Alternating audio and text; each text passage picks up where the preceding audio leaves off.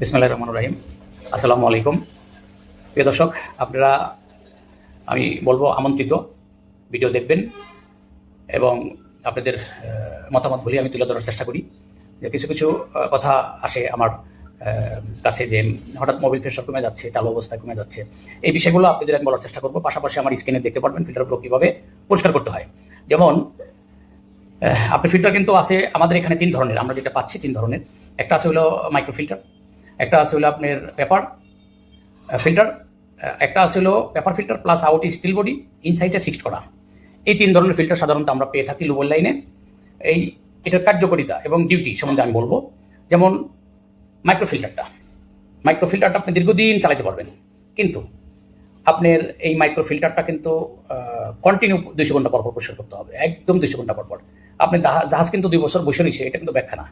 ব্যাখ্যা হলে আপনার 200 ঘন্টা পরে এটা চলছে, 200 ঘন্টা পরে এটারে পরিষ্কার করতেই হবে। পরিষ্কার করে ইয়ার মেরে আপনি বসাই দিলেন, চলবে। এভাবে 10 বছরও চালাতে পারবেন। আর আরেকটা আছে যেমন যেটা স্টিল আউটে ইনসাইডে পেপার, এটা ফিক্সড, এটা ভিতর থেকে বের করা যায় না। এই ফিল্টারটা কিন্তু ওয়াশেবল না, এটা পরিষ্কার করতে পারবেন না।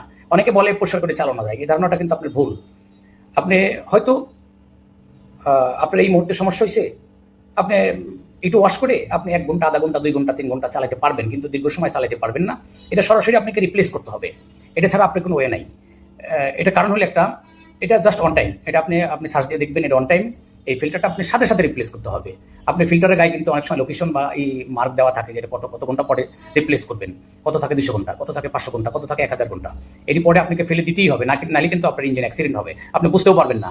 আপনি 1 ঘন্টা পরে 100 গ্রাম কমবে, 2 ঘন্টা পরে 100 গ্রাম কমবে, আপনি কিন্তু বুঝতে পারবেন না। হয়তো আপনি মনে করতেছেন যে আমার ইঞ্জিন মনে হয় অন্য কোনো সমস্যা, দুর্বল। আসলে না, আপনার ফিল্টার সমস্যা, এটা আপনি খেয়াল করবেন। আরেকটা বিষয় আছে পেপারের ফিল্টার, যেমন আউট স্টিল বডি, ইনসাইডে যে পেপারের ফিল্টারটা থাকে, এটা বের করা যায়, বের করে এটা পরিষ্কার করা যায়। এই ফিল্টারটা আপনি পরিষ্কার করে কমপক্ষে 500-700 ঘন্টা চালাতে পারবেন। 500 ঘন্টাই চালাতে পারবেন, সর্বোচ্চ 700 ঘন্টা চালাতে পারবেন। এটা কি করতে হবে, আপনি পেট্রোল ওয়াশ অথবা কেরোসিন ওয়াশ অথবা ডিজেল ওয়াশ করে এটা আপনাকে শুকাইতে হবে, আধা ঘন্টা শুকাইয়া ইয়ার মারতে হবে, বাধ্যতামূলক ইয়ার মারতেই হবে। ইয়ার মেরে আপনি চালাতে পারবেন।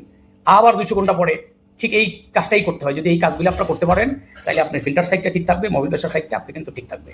আপনি লো অয়েল প্রেশার যদি ধরে রাখতে হয়, ফিল্টারের প্রতি আপনাদেরকে নজর দিতে হবে।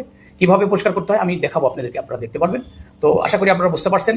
আপনারা ডিজেল এবং মোবিল ফিল্টারের প্রতি নজর দিতে হবে, দিলে আপনার ইঞ্জিন ভালো থাকবে, ইঞ্জিন হর্স পাওয়ার এবং কালা দেওয়া হবে না। ধন্যবাদ, ভালো থাকেন, আল্লাহ হাফেজ।